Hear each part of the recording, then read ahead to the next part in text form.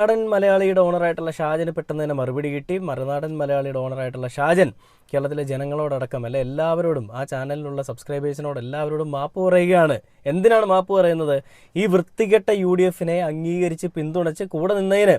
ഇവരെല്ലാവരും ഉദ്ദേശിച്ചത്, കേരളത്തിലെ ഈ നെറുകെട്ട ജനങ്ങളെല്ലാം ഉദ്ദേശിച്ചത് UDF വരുമ്പോൾ എന്തൊക്കെ വലുതായിട്ടുണ്ടാക്കും, UDF-ൻ്റെ ആ ഒരു മാറ്റം അല്ലെ ഒരു വരവ് ഈ വലിയ ഇമ്പാക്റ്റ് ഉണ്ടാക്കുമ്പോൾ അതിൻ്റെ കുറച്ച് സ്ഫുരണങ്ങൾ ഞങ്ങൾക്ക് കൂടി കിട്ടും, അല്ലെ അതിൻ്റെ കുറച്ച് ഗുണങ്ങൾ ഞങ്ങൾക്ക് കൂടി കിട്ടും എന്ന് വിചാരിച്ചുകൊണ്ടാണ് വലിയ രീതിയിൽ വോട്ട് കൊടുത്ത് ജയിപ്പിച്ചത്. എന്നാൽ ഇപ്പം നടക്കുന്നത് എന്താണ്? കസേരകളിയാണ്. മുഖ്യമന്ത്രിക്ക് വേണ്ടിയിട്ടുള്ളൊരു കസേരകളി. ആ കാര്യങ്ങളെപ്പറ്റി ഷാജൻ വ്യക്തമായിട്ട് പറഞ്ഞുകൊണ്ടാണ് ഈ ഒരു വീഡിയോ ആയിട്ട് വന്നിരിക്കുന്നത്. ആ ഒരു വീഡിയോ ഞാൻ നിങ്ങളെ കാണിച്ചു, അതിൻ്റെ കുറച്ച് ഭാഗങ്ങൾ ഞാൻ കാണിച്ചു തരാം. സ്വേച്ഛാധിപത്യവും അധികാര പ്രമത്തതയും കേരളത്തിലെ ജനാധിപത്യത്തെ ഇല്ലാതാക്കും എന്ന് ഉറച്ചു വിശ്വസിക്കുകയും പിണറായിയുടെ അഴിമതികൾക്കെതിരെ, സ്വജനപക്ഷപാതത്തിനെതിരെ, ജനാധിപത്യ വിരുദ്ധ നടപടികൾക്കെതിരെ അതിശക്തമായി ശബ്ദമുയർത്തുകയും ചെയ്തു. നിരന്തരമായി അതിന് കൊടുക്കേണ്ടി വന്ന വില ചില്ല